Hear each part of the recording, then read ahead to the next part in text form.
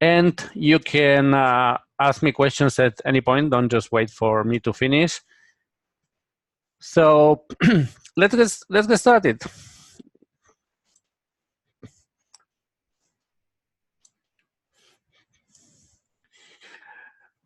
Okay, as with every training, your first question should be, let me, by the way, show myself, since you have the courtesy of showing yourself, although I don't want to exhaust your data plan, but at least for a while.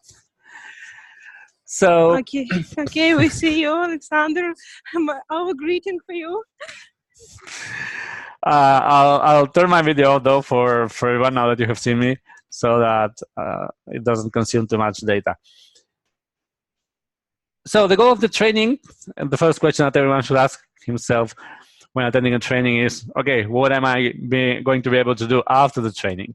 And well, the answer to that is very simple. This is a very specific kind of training. It's not a general training about Agora. It's a training about how to start a club, what you should do or what you can do in order to start a club, and not in some abstract future, but in 2 weeks. Well, I picked some random pictures of clubs that have started in reasonably short amounts of time, like the one from Taiwan, or the one from Kota Kinabalu in Malaysia, or the one down in Tokyo in Japan. So it's definitely doable. Well, first of all, a short introduction about us. You've probably seen from the presentation that Agora is an educational foundation, a charity. We're 3 years and something old. It was founded in August 2016. And in 3 years, we've grown quite a lot. As you can see, we have a bit over 130 clubs, although we have announced so far only, I think, 128. And we are in about 70-something countries with, well, approximately 15,000 members, from Japan to the US, from Canada to South Africa, you name it. I will insist several times in the fact that Agora is an educational charity, and that will have some repercussions in the way we do things, and that it's not just any kind of charity. It's not an association. It's not a social enterprise or nor things like that. It's a foundation, which, at least in the European Union, is the, let's say, the highest or the strictest form a non-profit can have. They are subject to special monitoring, so to say, because, well, they're a bit more, let's say, they operate under stricter regulation than any other kind of non-profit. As an educational foundation, the core thing that we do is training using a particular system. It's not a new system. It has been around. I published an article in the international group. It's been around since the Roman times, for over 2,000 years now. Of course, it's a bit improved by now, but it's not something that is new. And the core skill that we train is leadership. Although good leaders, or that particular skill, has 3 supporting legs, what we call, that are skills in public speaking, in critical thinking, and in debating. I don't want to go too much into details about each of those skills. There are more general trainings for that. And although the core focus is leadership with those accessories, you as a club, probably the first thing you're going to start doing, and the one at which you will become most proficient in doing with time, is public speaking. Critical thinking will come a bit later, debating will come even later than critical thinking, and leadership probably will come the last, because leadership actually requires like real leadership outside of the club, not just merely, I don't know, being an officer or something like that. But I do want to mention a couple of things about each of those skills, mainly to clarify some misconceptions, or especially some differences in our system versus any other system that is out there. First of all, about public speaking. Usually people think that public speaking is only for, well, speaking in front of an audience, speaking in front of public. But that is far from true. In general, the skills that you acquire during public speaking training are general communication skills. So as you progress along our educational program, you will see that your overall communication abilities will improve. And I'm not talking about, of course, speaking in front of an audience, which that's the goal, but even in one-on-one interactions, or speaking in front or with small groups, like a group of friends, a business meeting, a job interview, talk to your boss, talk even with your friends or with your partner, your overall communication skills will be much better. You will be able to express your thoughts more clearly. You will be able to structure your message more precisely. You'll be able to transmit with greater persuasiveness. And that is, in fact, something that you will notice rather quickly. People usually think that, wow, you have to spend a huge amount of time training to achieve that kind of, especially if you're shy at the beginning. But in fact, if you attend regularly club meetings and do things at those club meetings, and you don't just go there to sit, but actually take roles and speak and practice, you will see that it doesn't take much more than, I don't know, 3-4 months to see some rather noticeable progress. And people around you, especially those that don't see the progression, but only the first and the last, let's say, steps, they will be rather surprised. Regarding critical thinking, just quickly to mention that in critical thinking, we give you the tools so that you can identify basically when you're being manipulated. We study things like, obviously, logical fallacies or inconsistencies in arguments, but we also study some other things that are not usually seen in critical thinking, like our cognitive biases that people have, things like anchoring. Also, some very specific items like how people can be manipulated through emotion, or how statistics can be presented in this and that way, or how pictures or stories can be doctored so that they elicit a specific response from the viewer. We don't go into things like, there have been some initiatives in that regard, especially from the European Union and from some social networks like Facebook and YouTube, about grading the truthfulness or of sources, or the trustworthiness of sources. We don't go there. We prefer to give you the tools, and then you will make your own decisions. And in debating, we have a unique system. Most of the debating clubs that are out there, they follow what's called the British parliamentary debate system in one form or another, in which there are basically two viewpoints on a problem, and only two viewpoints. Yeah, and they are usually called, well, the government and the opposition, and they use alternate terms to express their position and their arguments, and there are like very specific restrictions and very specific rules about what kind of arguments you can introduce at each step. There are some more, let's say, relaxed debate systems, but they don't go away from the two-sided view on problems. So it's either for or against. It's either A or B, or white and black, but there are no nuances. There are no shades of gray. And in fact, there have been some studies that show that that has a very bad effect. Although there is a huge amount of research showing that debates increase a lot of skills, especially, of course, argumentation, quick thinking, critical thinking, and all those. But they also have one pernicious effect, and that is they train people to see the world dichotomically. I mean, or in like only each problem only having two possible viewpoints. And also, one of the problems we try to solve in debates is that in other debate models, the goal is winning over your opponent. So if you manage to convince more people, or if you're more persuasive, then you win, and the other person on the other team loses. We have a bit of a different rule system. That is taken into account, of course, if you're more persuasive, but we value a lot the ability. First of all, in our debates, there can be more than two teams per subject. So more than two viewpoints can be defended on a particular subject. And also we have a rule set in which we encourage a lot opposing teams to search and find ground for a partial agreement. Of course, no team is going to give up their core position, their nuclear position, but at least we can try that they learn how to make small, let's say, concessions, or agree partially on some issues. That, let's say, that they learn how to negotiate, not try to get to a win-lose position, but to a partial win-win. So with that, we try to address those particular problems that debates have.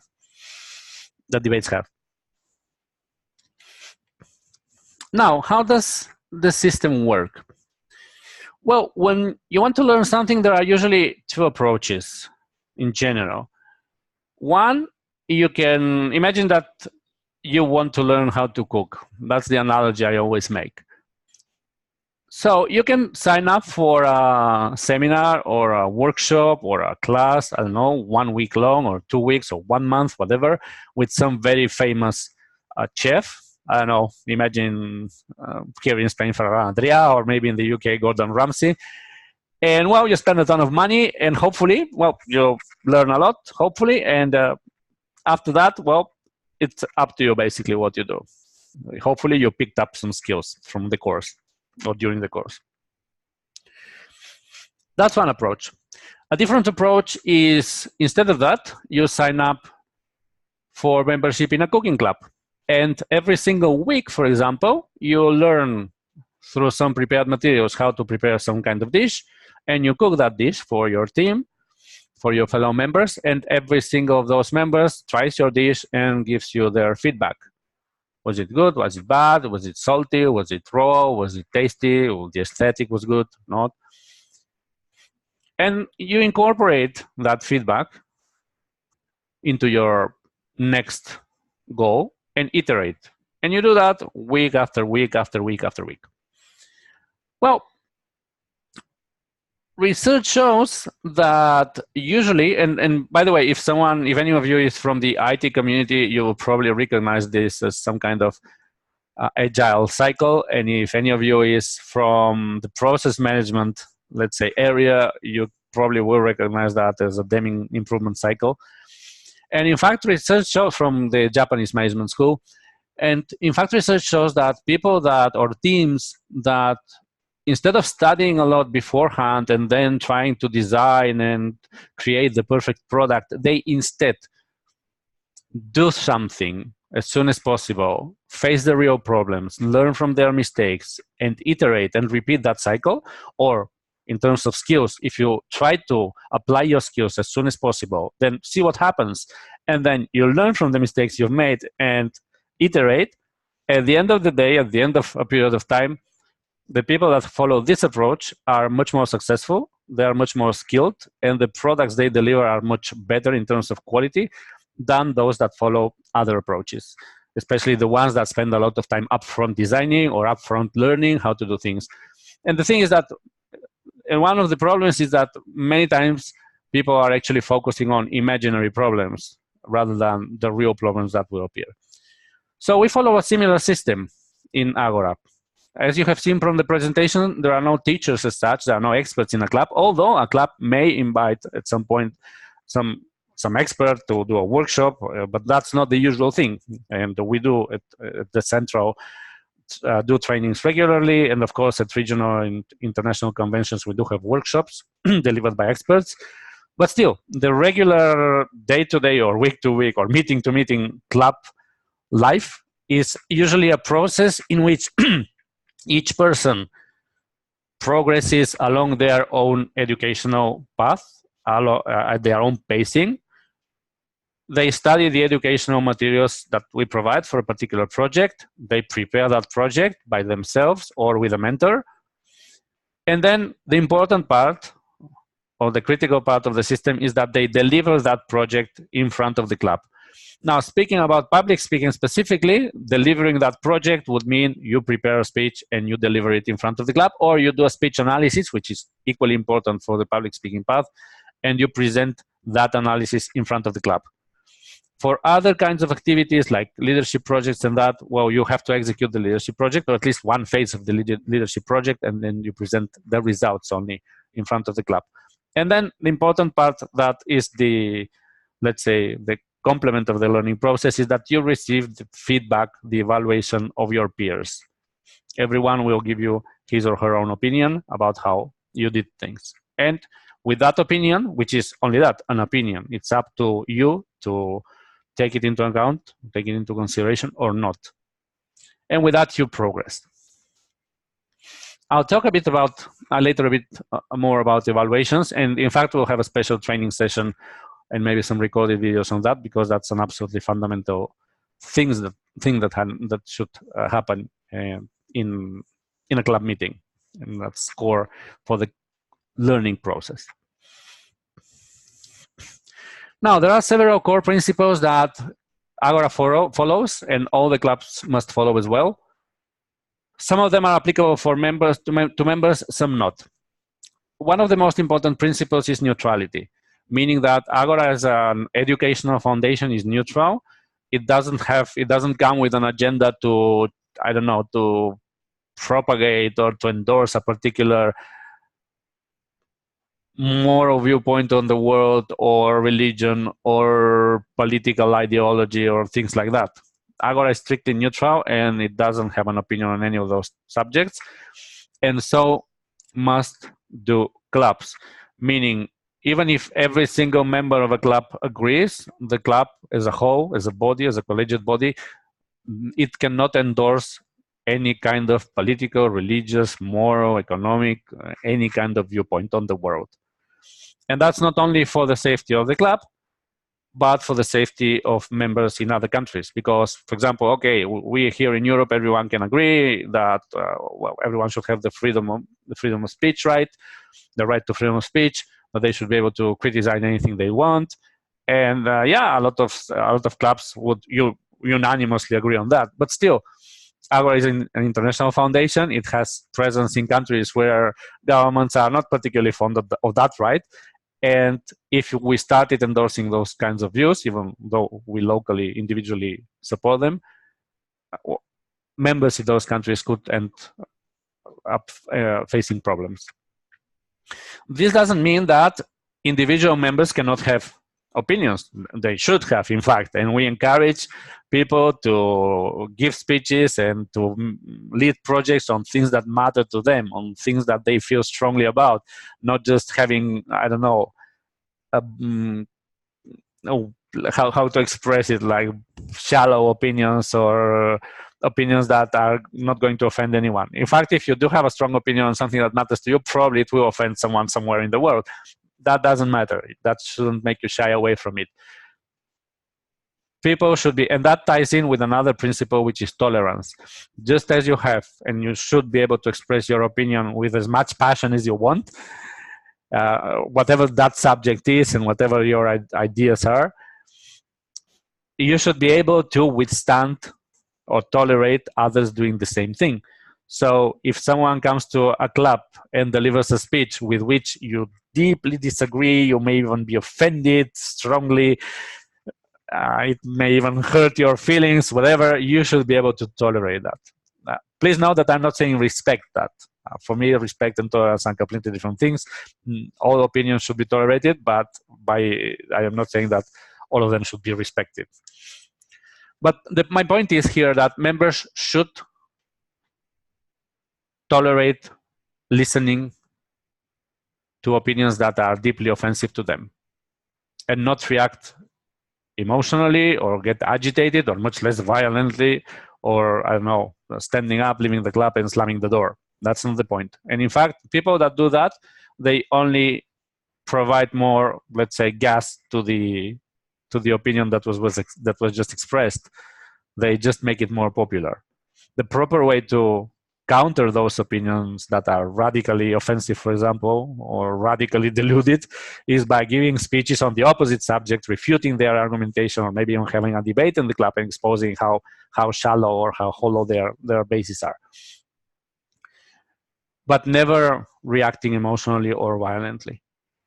I usually use an extreme example, which is someone coming to a club and wanting to deliver a speech saying that the Holocaust during World War II didn't exist at all, that it's all fake. Well, he has that right. He has the right to give that kind of speech. And others should be able to tolerate it. There's only one kind of speech that we don't allow in clubs, and that's usually also illegal in general in most countries, which is hate speech. Hate speech meaning promoting, endorsing, or actively encouraging violence or hatred against other people. Someone saying that we should go out and kill all immigrants, or we should, I don't know, whatever, kill all communists, kill all whatever. intern them into concentration camps, that is not allowed. And then we have other principles, which I believe are much simpler and much more obvious, which is equality, or more like non-discrimination. Clubs may not discriminate based on anything. There's only one kind of discrimination that is implicitly allowed, because it's a bit of common sense, and that is if a club chooses to operate in a particular language. For example, your club uses the English language. By the way, clubs can use any language as long as we have the educational materials in that language. And we will be increasingly providing, we have them right now in Spanish, we have them in Polish, we have them in Portuguese. What else? We will be translating them to Ukrainian. And well, as we add more and more languages, clubs can choose to use any language they want. Agora is not about English, it's about the skills that I mentioned. And of course, if your club chooses English, for example, then obviously only members that know English can be members. But that's discrimination, obviously, but it's common sense as well. Then non-profit, all clubs should be non-profit, as the foundation is. And intellectual honesty, well, maybe that requires a bit of an explanation. Intellectual honesty is basically being open-minded. In fact, the promotion of science and the promotion of the scientific method as a system for learning about our surroundings is in the bylaws of the foundation, especially in our youth program. And intellectual honesty is being able not only to examine critically other people's ideas, which we're all very good at usually, but also being able to examine critically your own ideas and belief system. And being able to spot inconsistency, being able to, let's say, evaluate the evidence, try to evaluate objectively the evidence against them, and at some point maybe even leaving them out and changing your mind. In fact, I mentioned this not only because, well, it's an interesting skill or a good skill to have in the general sense of develop personality, but also because research, again, shows that leaders that admit their mistakes, that learn from their mistakes, that are not afraid of saying I was wrong and I changed my mind because the evidence had pointed to other realities, they are much more valued, and of course they are much more effective, because at the end of the day, regardless of your belief system, a reality will win. So you may think that you can fly, but at the end of the day, if you jump off a cliff, gravity will assert itself. Apart from those core requirements, there are quite a few what we call operational requirements in terms of how many activities a club should have in a meeting and during a year and things like that. But for new clubs, you can just ignore them. That's a very flexible thing during the first year of a club, because during the first year, you're basically learning how Agora works. And Agora has become quite complex with a lot of activities during these 3 years, and it's impossible for someone to start like immediately abiding by all these things. I'm just drawing your attention to the fact that these exist. But other than that, at this point, you shouldn't be concerned about any of that. Now, club meetings are obviously the most important part of an Agora club. Not everything happens in the meetings. You will see that there is like a set of officers that each club has, and they usually work outside of the meetings, like the president, the vice president of education. All of these are roles that you should like distribute among yourselves. Agora, the foundation doesn't intervene at all in club management. You manage your own club. We only intervene if there are like some very serious violations of something. Like, by the way, we had to intervene in a club that was being used to promote a business, and another one that had created a constitution that allowed them to have paid employees and to have non-elected positions and to acquire land and invest in stocks. It was like something completely outrageous. But other than that, clubs usually are best left to organize themselves. So club meetings are structured activities, meaning that you don't just meet and, okay, we met, now what are we going to do today? Well, let's do this. No, club meetings are not improvised. There should be an agenda that is planned before the meeting. Usually a meeting lasts between 1 and 2 hours, 2 hours 30 tops, and all the sections of the agenda are timed, so the meeting doesn't go like forever. This is just an example of an agenda. As you can see, it specifies what will happen during the meeting, which sections there will be, who is responsible for each section, and well, whether you have a brief description or not, that's a bit up to you. This is a template that is out there you can use, or you can create your own. That's not a big thing. And then the timing marks, like the minimum time, the green one, an average time, so to say, the yellow one, and the maximum time, the red signal. These are signals for the timer. You will see that role a bit later. Now, during a club meeting, there is always a meeting leader that ensures the smooth flow of the meeting. He or she is the one that gives the floor to speakers, that introduces each speaker, that sends them off to their seat after they are finished. In general, he supervises what happens in a meeting, and also he has to improvise, because many times people sign up for a role or for a meeting and then they don't show up. Like no, here we see that, for example. And the meeting leader should be able to improvise and ask for the role to be performed by someone else. And then in a meeting, we have different sections, each section led by a different person. These roles change from meeting to meeting. So, for example, not the meeting leader is not always the same person. Otherwise, it would be super boring for him and for everyone else. And apart from that, everyone should have the chance to be a meeting leader sometime, so that they can learn what that means, or an MC, as now they usually call them. Now, there are some transversal roles, or roles that affect all sections, and we have several of them, but at the beginning, for your first meetings, I think you should only be concerned with the timer and the grammarian. We have others like listening evaluator, like body language evaluator, but these are very specific. Start small, and you can always add things later. Get the basics right first. So the role of the timer is, as the name implies, timing all the sections and make sure that everyone stays within the allotted time.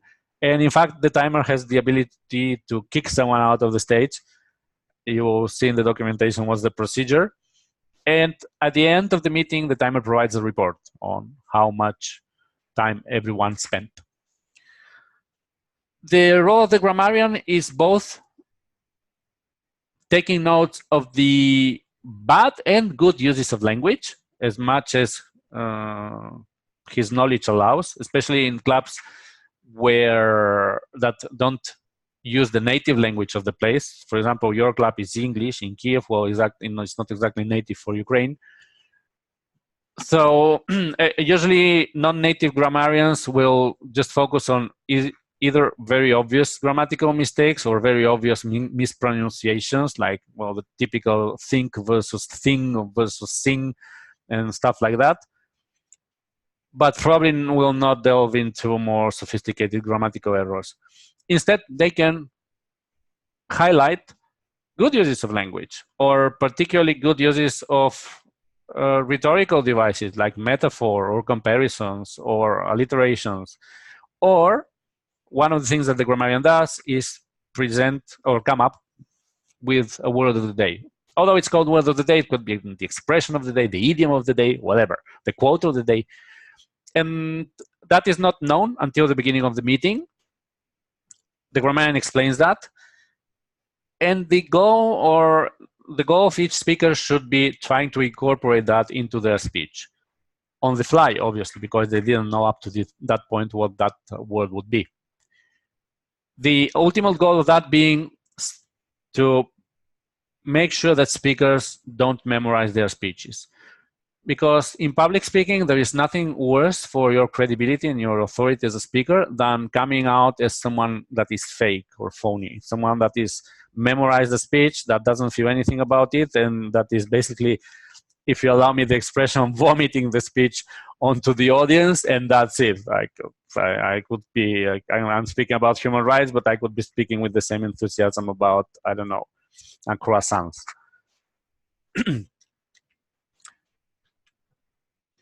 Now, one very important thing is obviously the evaluators. Each section has its own evaluator. Again, the evaluators change from meeting to meeting. It's not like every time it's the same evaluators. And they give their opinion on what happened or how they perceived it. Now, there's one important thing. well, several actually, that I want to mention about evaluations.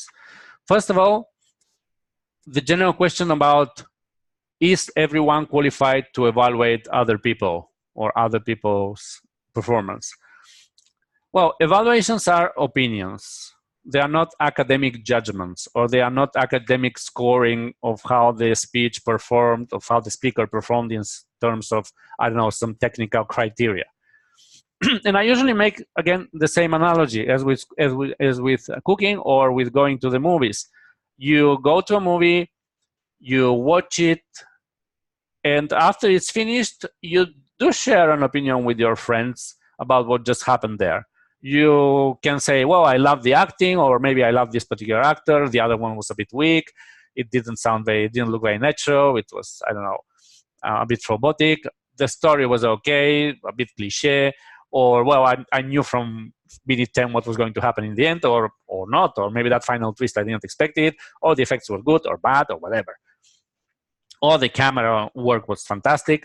So you do have an opinion on all that, despite the fact that you are not a professional director, you are not a professional movie producer, you're not a professional actor, you're not a professional camera operator, but still, again, this is not some technical, let's say, scoring criteria. So the speeches, if we talk about public speaking in particular, are evaluated from the viewpoint of the audience, or from the viewpoint of their customers, so to say. The same way as you go to a restaurant, you evaluate what you're being given there as a customer, you don't score how the cooking process was in terms of technical efficiency, for example. So this is the same thing.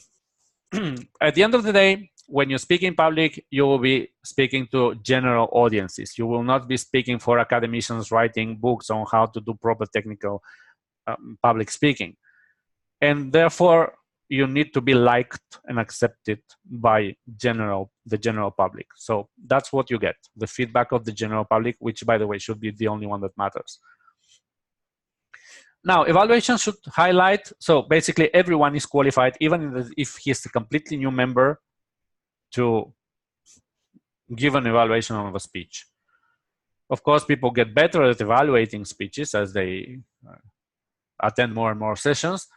But even if you take someone from the street and expose him to a 7-minute speech, he will have an opinion on whether it impacted him or it was like, wow, a waste of time in my life.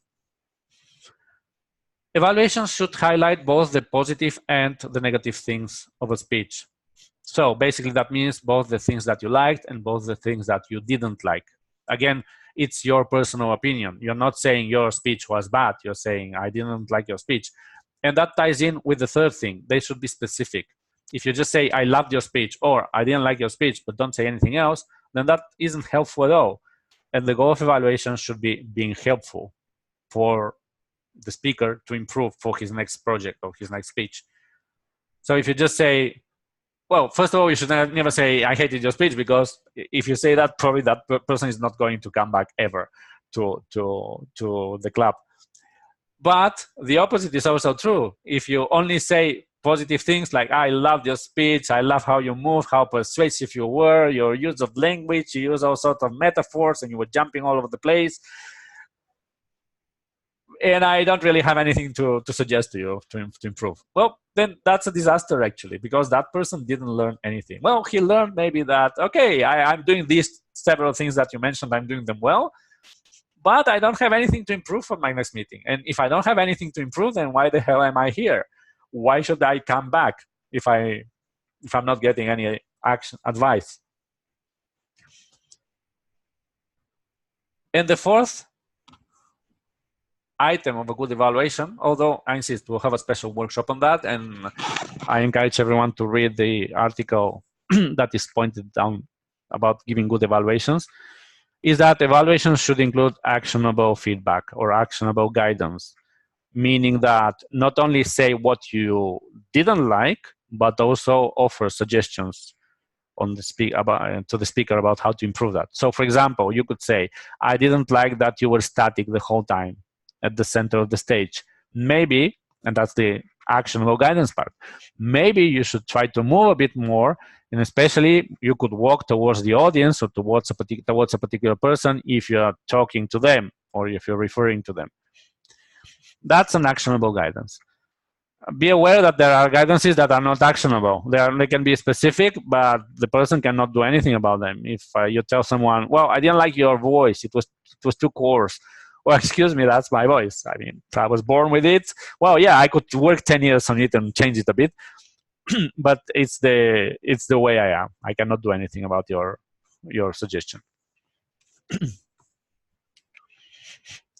Now, in terms of public speaking, I'll focus only on the public speaking track because, as I mentioned, this is the one that you will be doing at the beginning of the meetings before you start adding other options to your club.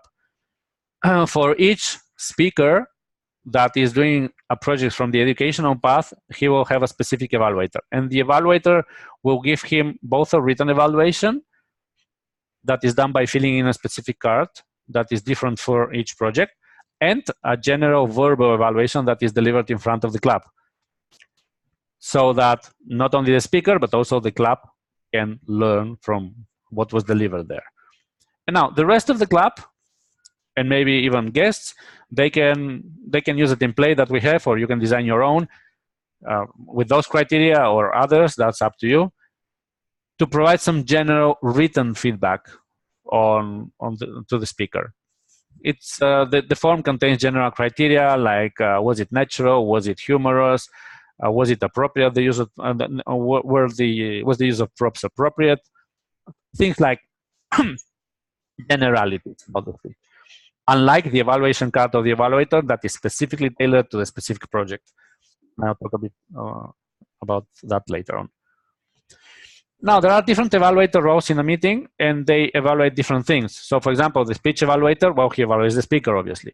But we have a section that is called Hot Questions, that is about asking questions to people that don't expect those questions and seeing how they construct a speech or an answer to that. The Hot Questions evaluator, for example, he evaluates both the person responsible for that section and the people that participate.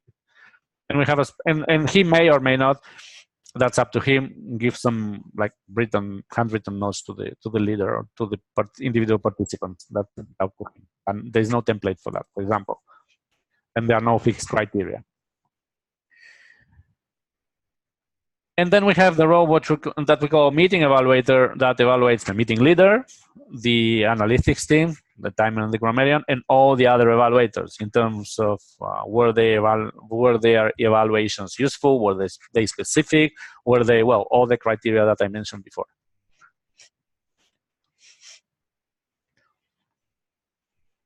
Now, during a meeting, you can have a huge number of sections.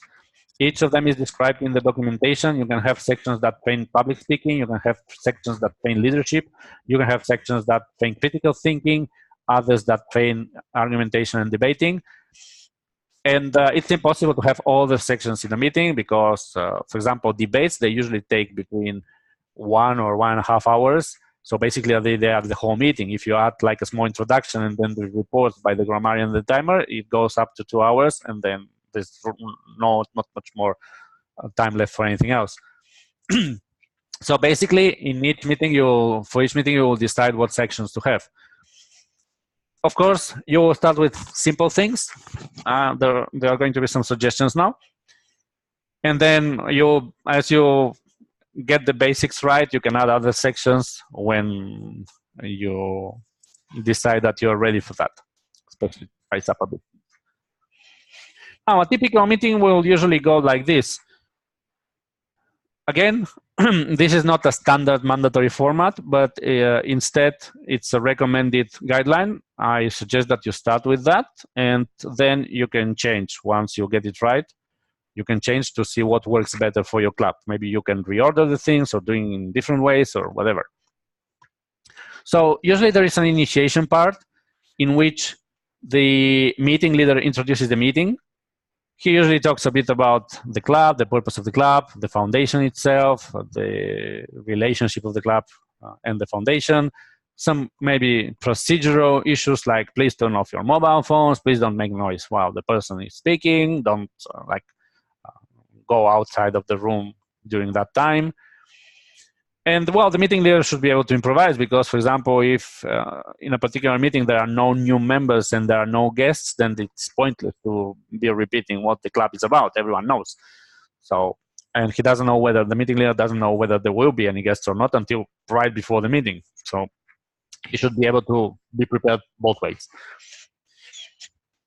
And then the meeting leader will be introducing the different roles. So he calls first the timer usually, and the timer comes up on stage. Well, I call it stage, but it's actually a place in the venue that is separate from the rest of the people. And that is important. No person speaks from his seat.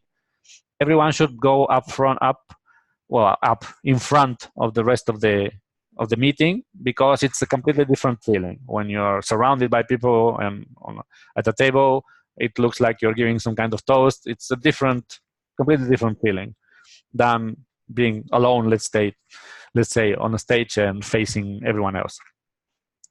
So the timer will speak about his role. He will say why timing is important, things like that. Then he will go back to his seat. Then the meeting leader will introduce the grammarian, same thing. The grammarian will say what the word of the day is, and he'll go back to explain a bit more about his role, and then go back. And then for each section, usually the meeting leader will introduce first the evaluator of the section so that the audience has a knowledge or an idea of what they should be focusing on.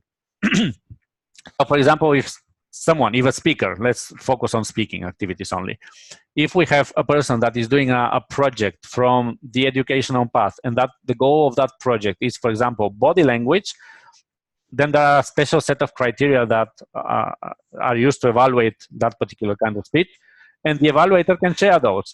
So the evaluator would say something like, okay, John is doing his project number, I don't know, 4 or 5, that is about body language. So we should all be focused on how he moves on the stage, how he uses his hands, how he uses his body in general, how expressive his gestures are, whether they support his main message, whether they are synchronized with what he's saying, things like that. So that the audience, when the rest of the members give that particular speaker an evaluation, it's not like a random evaluation of, yeah, your speech was great and you moved a lot. No, it's like a bit focused. And then the speaker will come, he will present his speech, and then the meeting leader will usually give a short break of 1-2 minutes maybe, so that everyone can write down their evaluation, and so that the evaluator can prepare his evaluation. And then the evaluator will come on stage and speak for about 2, 3, 4 minutes. I don't remember the exact length of that section, presenting the evaluation. And this is repeated for each section. First the evaluator, then the section itself, then the evaluation of the section. And then we have the conclusion of the meeting, which is first the grammarian provides his report, then the timer provides his report, and then comes the meeting evaluator that evaluates the whole meeting.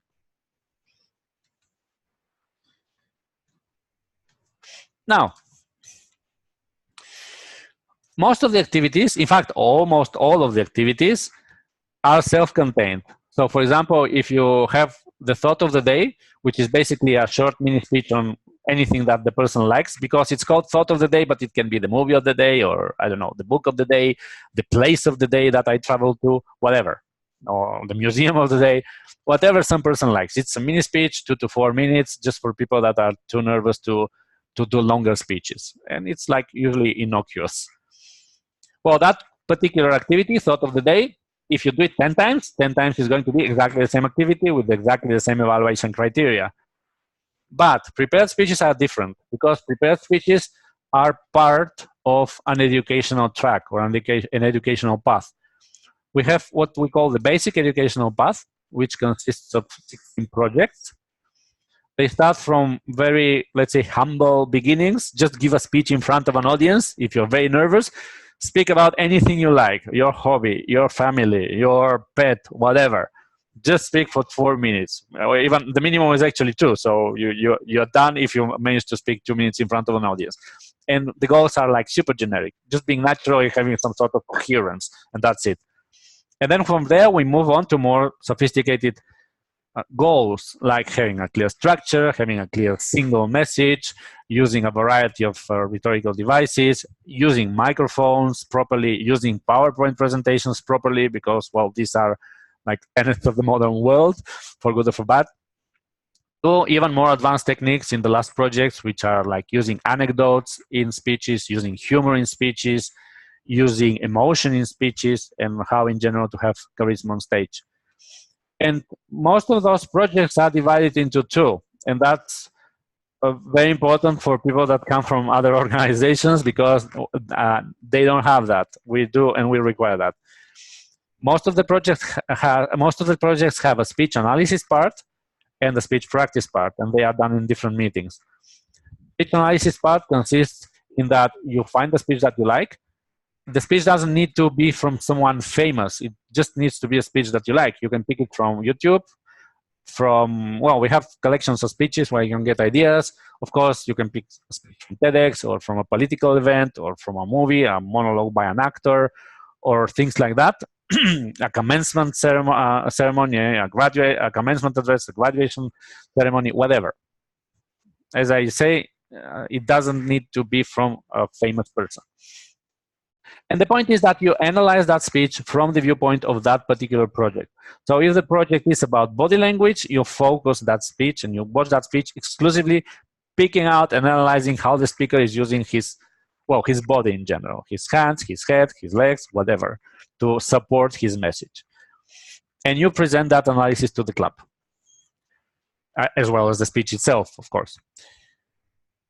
The goal of this being to expose the club and yourself to a wide variety of speaking styles. Because one thing we don't want in Agora is to have like the Agora way of speaking. No, you should develop your own natural style. And that's like fundamentally critical for you, for your success as a speaker.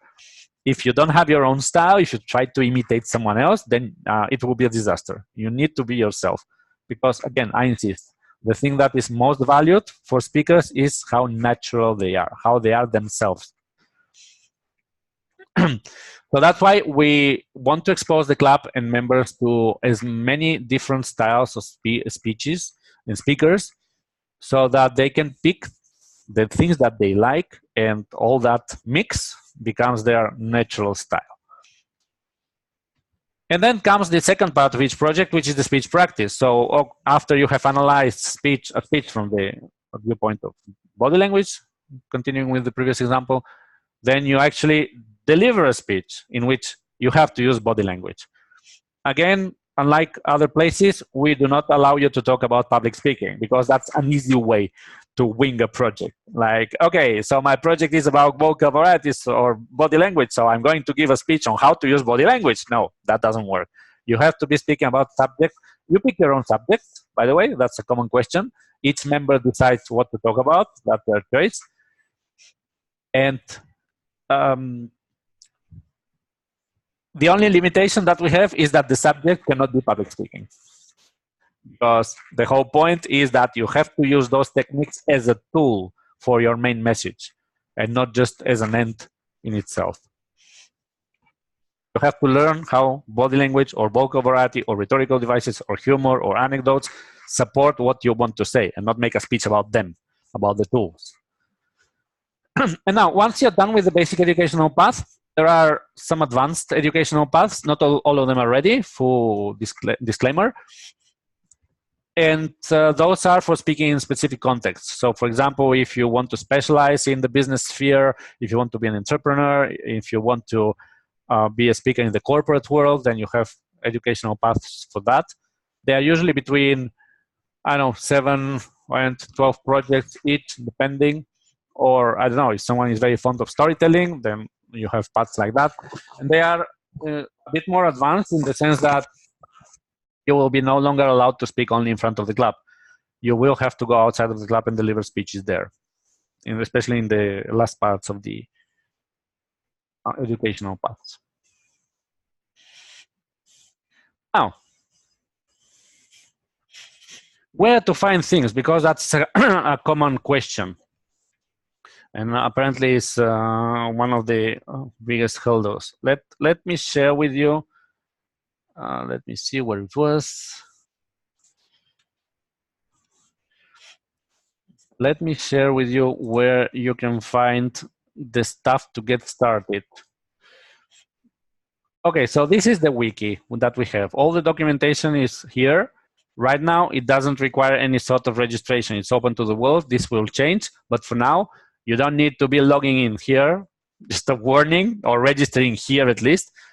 This is only for people that are working on translating the wiki to different languages or for editing the contents, but you don't, as a reader, you don't need to have a user here. So the roles, for example, or the different activities are explained here. And if you have a particular role assigned, for example, you're the timer for the next meeting, well, then you should come here to the timer if it's the first time you do that, and then you should read what that role is about. So you'll get a lot of, I don't know, ideas, advice about how to be a good timer, how to signal the time, how to notify, how to kick out speakers out of the stage, and things like that. And the same applies to any other role. So for example, for the hot questions section, about if you're the leader of what we call the hot questions master, if you're the leader of that particular section, you will come here and you will get an understanding of what this section is about, what kind of questions are good. You should be trying for them to be realistic, like not asking something random, and all sorts of things. And now for the basic educational path, if you're doing the speaking projects, all of them are here in the basic educational path. So for example, if you start with project number 2, which is the usual starting point, because the first one, like just simply being the timer or the grammarian, is just for people that are super nervous to speak in front of public and of an audience, and they require like 1 minute or 2 minutes, speaking 1 minute maximum using notes, so it's like super safe. But usually people will begin in project number 2. In fact, project number 1 is optional, not the rest. You have to do them in order, all of them. So project number 2, for example, speaking about the things you like, you will see that the learning objectives are clearly specified, and the time that you need to fulfill is also specified. And then you read about what the project is about. And for the evaluator, here is where he can find the specific evaluation card for this particular project. For the PDF, he has to, it contains the criteria according to which the speech should be evaluated. And this is something that he fills in and gives to the speaker. It can be done in paper or by email. That's up to the club. If you don't want to be spending money on paper, that's your call. And the same applies to every project. As projects become more and more complicated, for example, body language, you will see that some elements become restricted. For example, notes, well, you shouldn't be using notes already in this project in body language. You shouldn't be hiding behind a lectern or a podium. And here there are 2 timings, because this project, like most of them, has 2 parts, one for the speech analysis and one for the speech presentation itself.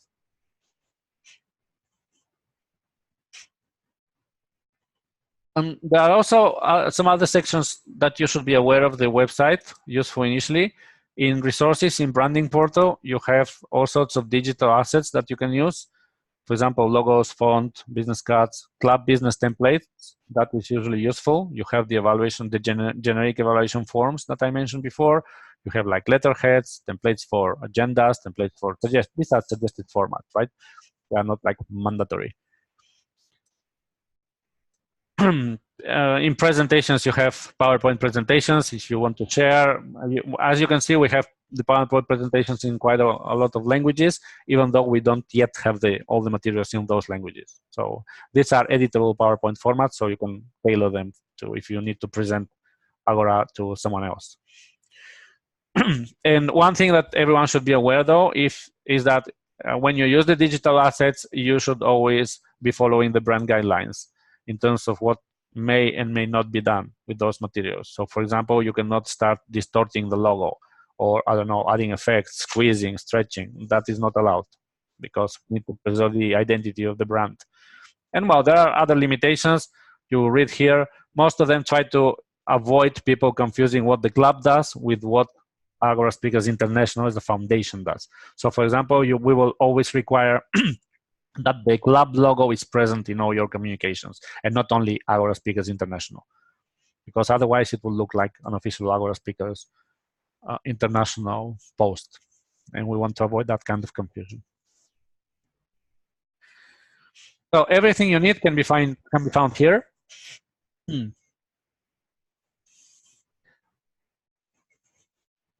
So I hope this addresses the usual problem of, okay, where do I find stuff? Now, other things that we do are international, well, regional and international conventions. And we had our first in Lisbon this year. Next year's convention is going to be in Nepal, in Kathmandu, and each year we're going to have one convention, one or two, we'll see, in a different continent. So we will follow a bit the Olympic model. And next year, for the first time, we're going to have contests. As you can see, we especially endorse the viewpoint that public speaking is a tool, is not a goal in itself. Some people want to become public speaking coaches or consultants. That's fine. But we try to encourage people speaking to make a change, to affect change in the world. As Kennedy used to say, the only purpose of giving a public speech is to change the world. Otherwise, just shut up and sit down. So you can see that reflected in our contests. We do have an entertainment kind of speech contest, which is the best humor speech. But apart from that, all the rest have a purpose: best educational speech, best storytelling, best social awareness speech. And there is a contest that is related to community projects. That is a leadership contest, basically. Now, things that I can suggest for the first meeting. For the first meeting, you should just have these sections: a prepared speech with evaluation, a time anagrammarian, a thought of the day, and a section with improvised speeches or hot questions. They are synonymous. As you get the basics right, that this doesn't require anything. In fact, with the things I've told you in this meeting, you should be able to do these sections perfectly well with a bit of reading in the docs. So, just to clarify, the prepared speeches and the speech evaluation is what I showed you about using a particular or executing a particular project from the basic educational path. Since everyone is starting, that will be project number 2, speaking about the things you like. And then another person would have to be the evaluator of that speaker. And for the first meeting, well, unless you have very enthusiastic people, you will only have one prepared speech, usually. A courageous guy or girl. Then someone doing the thought of the day, which is a 2 to 4 minute speech.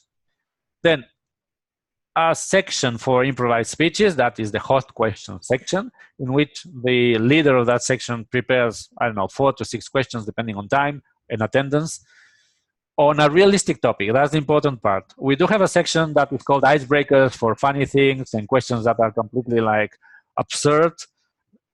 For example, if you could travel back in time, where would you go? Or if you were a superhero, what power would you like to have? Things like that. But in improvised speeches, no. We try to be realistic, meaning those questions should be questions that the person could be facing in his real life. For example, imagine you're at a job interview and the person interviewing you asks you the typical, what's your worst trait or what's your worst attribute? Well, that's a realistic question. And in fact, it happens. And the victim, because usually, well, you can ask for volunteers, but most of the people are victims, like you, whatever, that guy over there in the 3rd row, come up here and answer that question. They should be able to articulate some kind of response for 2 to 3 minutes. And then the next question is going to be something different, because otherwise it's unfair. The last guy gets to think a lot of time about the same question. There are other variants, and they are all documented. And then, yes, you should have a timer and a grammarian. And that's it. You don't need anything else for the first meeting. In fact, for the first several meetings, you can be doing only that. And then slowly start exploring the rest of Agora and adding more activities that you consider interesting. For example, for clubs that operate, again, in a non-native language, we have a lot of language improvement games that are designed to improve the language, specifically the English language, well, the English in this particular case, to a level of the participants. Again, those are documented. And by the way, we encourage clubs to come up with their own sections and ideas and share them with us if they see that they work. And we document them and standardize them for everyone else. In fact, since the beginning of the year, there are 4 sections that have been added as a result of member suggestions: colloquiums, crossfire, that train members to, well, this is a bit sophisticated, basically to be able to answer crossfire questions from the media, essentially. Not only the media, but that kind of event. So for the first meeting, you could have an agenda like this. Basically, it follows the model I explained before, but just with one speech, one prepared speech, and one hot question section. And that all adds up to a bit over 1 hour. But considering that you have clapping and, I mean, applauses and things like that, and people going to the stage and back, it will usually end up being about 1.5 hours or something like this.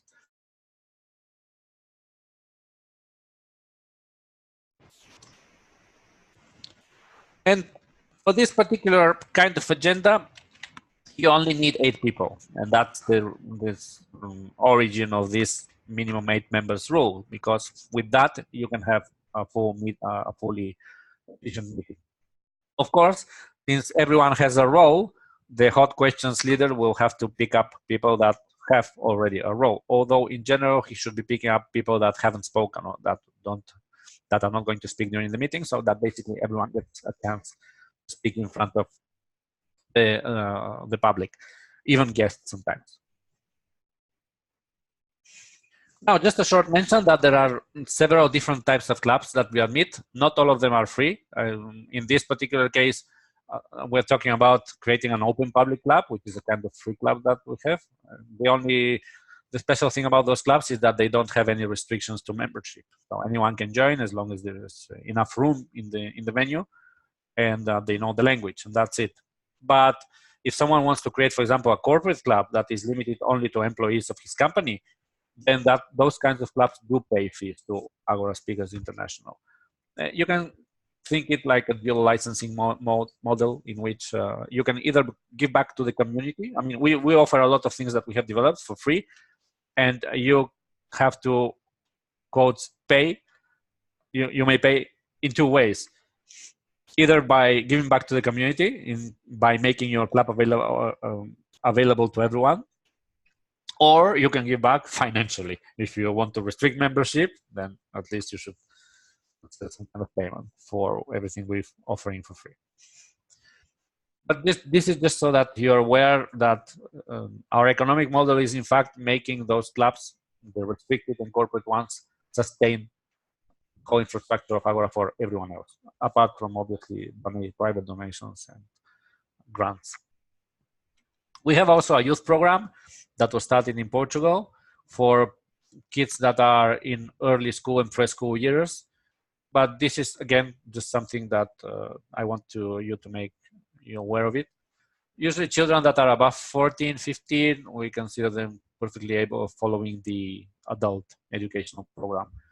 That depends a bit on the club and the parents, whether you will admit children, especially very young children in your club.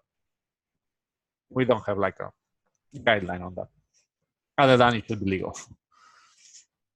Now, the recipe for success for a club. Well, the biggest thing and the most important thing is actually starting.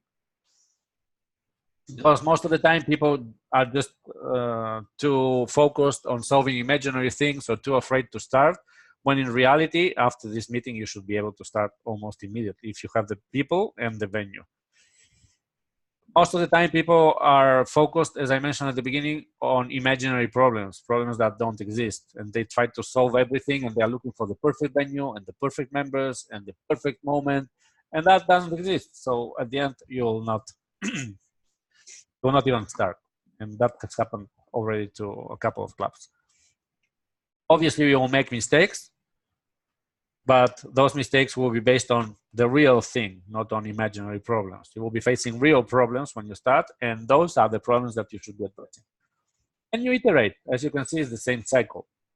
In fact, Agora itself follows the same model. When we started 3 years ago, we didn't even have the full educational program. We only had project number 1 and 2, and that was it. Until one of the clubs in Poland said, hey, guys, we've been doing project number 1 for 2 months already. Isn't it time that we develop the rest of the educational program? But at least my point is, we started, and that's why we're here now. If we had spent like 1 year trying to design the perfect educational program, we will be probably 4 clubs right now. In terms of specifics for creating new clubs, you obviously should read the documentation. It's useful to watch a couple of meetings that we have. There are recordings of meetings all over the place to see how it develops. And we do provide you initially with a club name and a club logo, although once your club is stable and meeting regularly, you can change those. And there are a couple of decisions that you do need to make, though. First of all,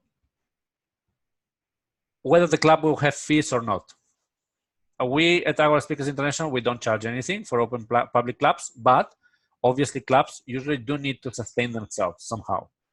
If you can find a free venue, then probably you can create a totally free club that doesn't charge anything to anyone. But if the venue is not free, or if you have some expenses, even if they are small, like, I don't know, photocopies or printing out forms or whatever, or if you want to make some more serious investments, like we want to buy a projector, we want to buy microphones, we want to, I don't know, invite some guy to give us a workshop, buy some books, pay a subscription to some learning service. Then obviously those are expenses that should be shared by all the members. And that is going to be your decision. We don't intervene there. The only thing is that if the club charges fees, then there are a set of very strict financial rules to ensure that those funds are used properly and not just for profit for anyone or for paying things, activities that are unrelated totally to Agora. And another thing that you need to decide is the meeting frequency. We recommend, the minimum is once a month, but we do recommend that you meet weekly. If you meet weekly, it's going to be harder at the beginning, but the club will grow much faster. Because if you decide, for example, to meet like first and third Tuesday of every month, well, the thing is that every single time you make someone think, especially if he's on the fence regarding some activity, there's a good probability that he'll just, because humans in general hate making decisions. Evolutionary, they're like that. So they'll probably just dump the whole thing and not go anywhere. If I have to be thinking, oh, it's Tuesday. Is it the first Tuesday? Is it the third Tuesday? Oh, it is the second Tuesday today. But the first Tuesday was holiday. So does it mean that the meeting of the first Tuesday goes to the second Tuesday? I'll just probably not go at all. If you meet weekly, well, then it's clear. If it's Tuesday, there is a meeting, period. That's it. And people will know that they can come to a meeting. So at the beginning, it will be more difficult if you decide to meet weekly, because not everyone will be able to attend, and you will have sessions with, I don't know, 4 or 5 people. Well, those things happen. But you will see that the club will be much healthier after that. Now, to start a club, you need a minimum of 8 members, if they are very committed. A bit more to be on the safe side. And it's good to have, as soon as possible, a minimum set of officers. The required full set of officers is a lot more than this. But again, for clubs that start, don't really bother. The important ones, or the ones that will be doing the most of the work initially, are those. And especially for them to share the workload of the club founder, because otherwise sometimes it's too much for one single person.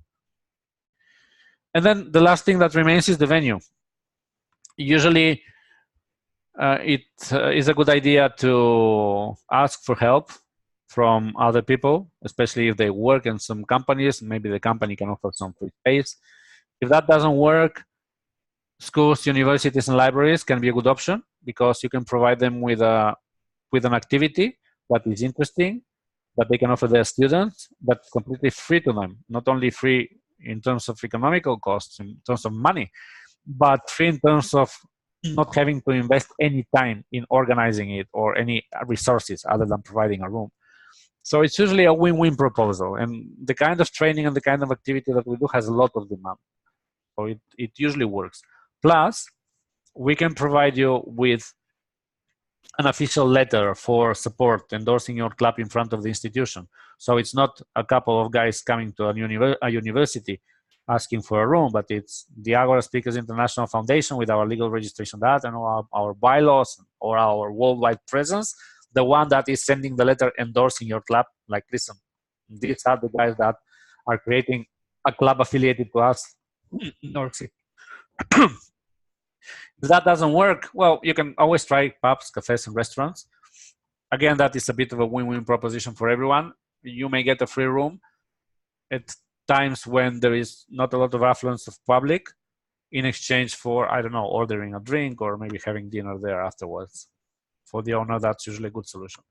If that doesn't work, well, open spaces then are the answer. If the weather is good, probably not right now in Kyiv, especially as the winter is coming. But in Madrid, for example, even though clubs do have venues, they many times until September maybe, they do organize meetings in public parks. This both pushes members outside of their comfort zone, and it serves as a great recruiting tool because bystanders, they come, they look what's happening there, they ask questions, and sometimes they even join the club because it's an interesting activity. And again, there's a lot of demand for that. Now, once everything is ready, you're ready to register the club. The club can be registered in a day if everything is really ready. You only need to schedule the first meeting, which you should be able to do after this training. Ideally, it should be at least 1 week in advance, so that we or 2 weeks, if we can, so that we have some time to create the announcement and promote it to help a bit with membership. You have to fill in an online form. It's super easy if you have all the data. And then we create one of those announcements that you have probably seen in the main group. And then you hold the meeting. And hopefully you share with us some pictures of the success. Don't be discouraged if less people show up than announced, because it doesn't matter. Once you start, you will grow. Every single club that has started has grown. And in fact, an extreme example that I always give is other people from Ghana, especially Emmanuel Antwi, that created the first club in Accra. At the first meeting, he was expecting between 10 and 12 people. Only 4 showed up. 5, sorry, because when they arrived in batches, they didn't arrive all together because there was a big rain. But he persisted. And well, now his club is healthy. And not only that, but he sponsored 7 more clubs in Ghana. So right now there are 8 there, and it's the fastest growing country, really, which is quite impressive given the size. So persevere, don't give up. And situation regarding your next steps, well, easy. You need a venue. You need to decide a day and a time for the meeting and assign some roles and let those people either watch this recording or read about those roles in the documentation. Charter, meaning register the club once you have the meeting scheduled, and that's it, and meet. And statistically, what we have seen is that if after this training session, you don't manage to achieve that in the next 3 weeks, then there is a very high probability that you won't start at all. Because right now, you have everything that you need. You know where to find the things, you know how it works. You can read about the core things, you know what to do on the first meeting, what roles are suggested, how it proceeds, you have recordings. Of course, feel free to ask any questions that you may have, both now and after the training in the groups, or even to me prior on using a private message. But it's usually if you post them on the international group, because in that way you can get ideas and advice from other people, not only from me, from other club leaders and club members. So that's everything I wanted to share with you. I consistently go over time. Your presentation had a bit more details on evaluations, because I noticed that was a bit lacking. So I'll shut up now, and well, if you have any questions, again, you can either unmute yourself and just ask them, or in the chat window, type them.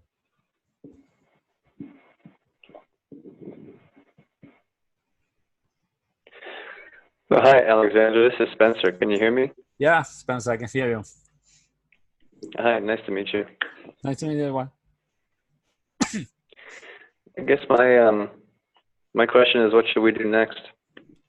I know you may have gone over this, but I just wanted to start again with that question. And yeah, so if we'd like to continue and get this process started, what should we do? First of all, get the venue, find the venue, or better, even better, find the number of committed people that are willing to participate, and that is usually seen by those that actually like answer questions and join meetings or sign up to WhatsApp group if that's your preferred way of organizing things. And well, just notify others, but don't take them too much into account with their preferences. But once you have a, Are you going? Yeah. Second. Oh, are you going to be part of this process, or are you just guiding us? I mean, are you going to be physically? No, physically I'll probably will not be able to be physically there. I mean, you have to consider that apart from Ukraine, right now we are having a campaign in South Africa with 6 possible clubs there, in Ecuador with 3 possible clubs there, with Italy. So it's like all over the place, and there is not really physical possibility. I will come to Kyiv at some point once the club is established. That's for sure.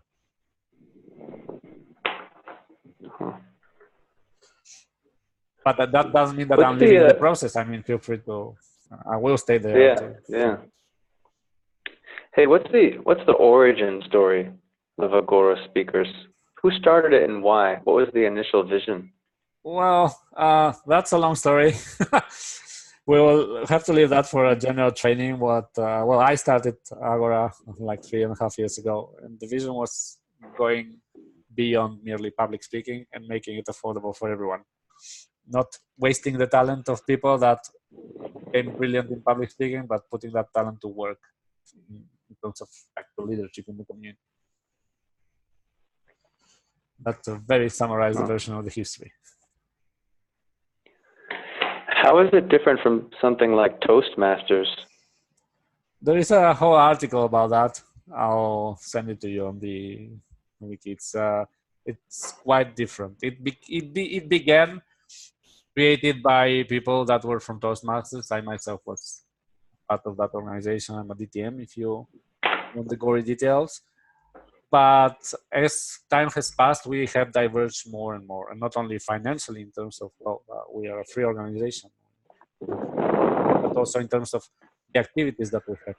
So right now, Toastmasters does a lot less than what we do, and well, of course, they have a much rigid structure and they charge. But I'll send you the article; it's on the wiki as well.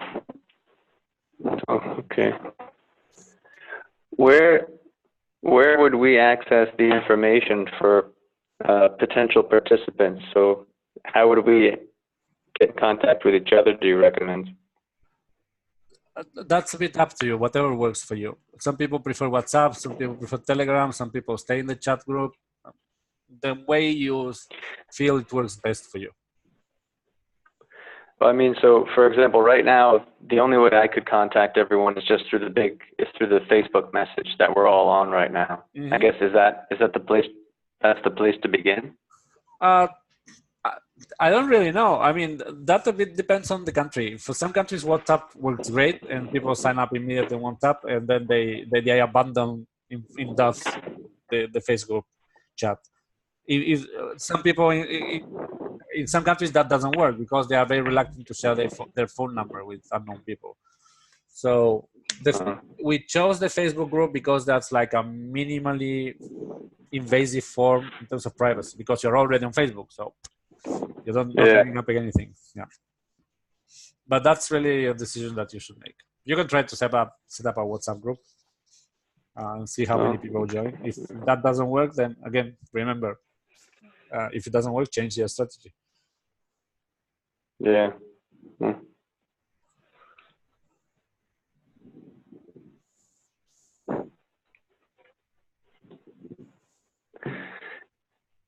Hey, is anyone else there?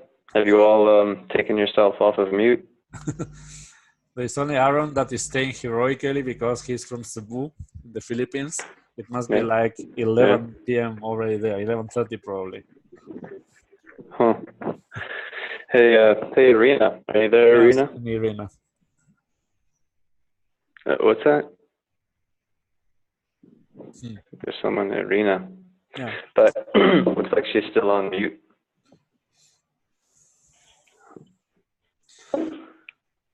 When was the last time you gave a talk like this? yesterday to the Dnipro club. Well, it was a bit shorter because we didn't have the evaluation part, but I still haven't uploaded it. What were some of the questions that they asked? It depends. I don't know. It depends. Sometimes we have, especially for Spanish clubs, there are usually a lot more questions, even if the number of participants is the same. We usually spend like half an hour, or maybe 40 or 50 minutes on just on questions.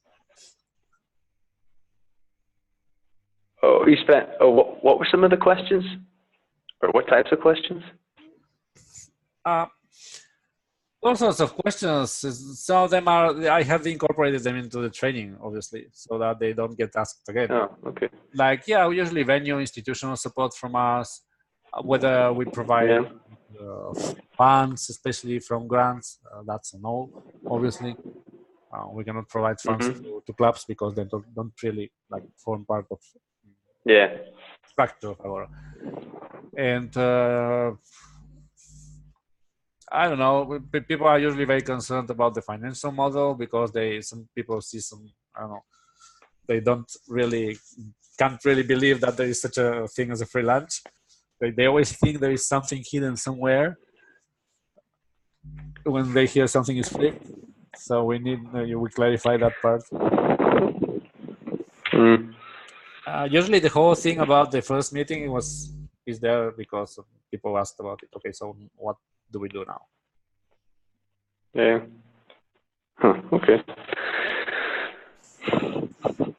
But usually after, for example, the last club that a club in Gijón in Spain started about 2 weeks after their training meeting. So that's usually an average, a good average. The club in Kuwait, the club in Kharkiv, which is more closer to you, started about 2.5 weeks after their training. But again, there was someone that was pushing there and constantly asking people. They created a WhatsApp group. The guys in Gijón created a WhatsApp group as well. The guys in Kuwait created a WhatsApp group. I'm not saying that it's a general strategy. Just try. It works. For sure, people pay more attention to WhatsApp than to Facebook messages.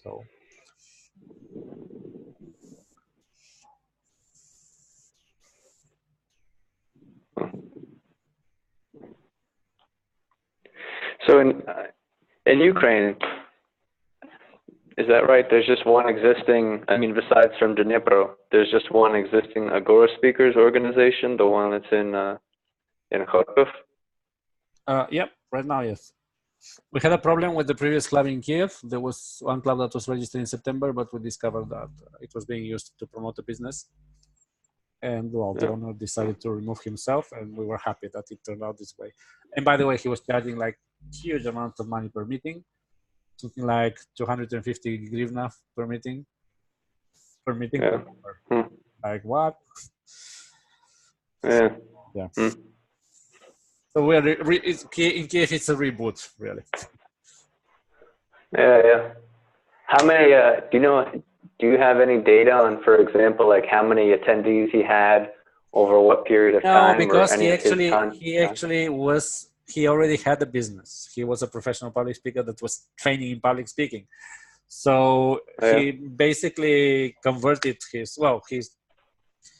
he had like a speakers association where he was selling things, and it was his customers, the one that joined I don't have that data, but even if I had it, wouldn't be relevant anyway. Yeah. Oh, okay. All right. Cool. Okay. So, well. I think I'm all good. Yeah. Feel free to reach out either via post or private message for any questions that you may have. All right. Yeah, I'll let you know if I have any other questions. Thanks a lot. Okay. Thank you. The remaining guys that remained here heroically. Irina, Aaron, and well, have a good night. Good afternoon. Okay. Good night. Good night, everybody. Bye-bye.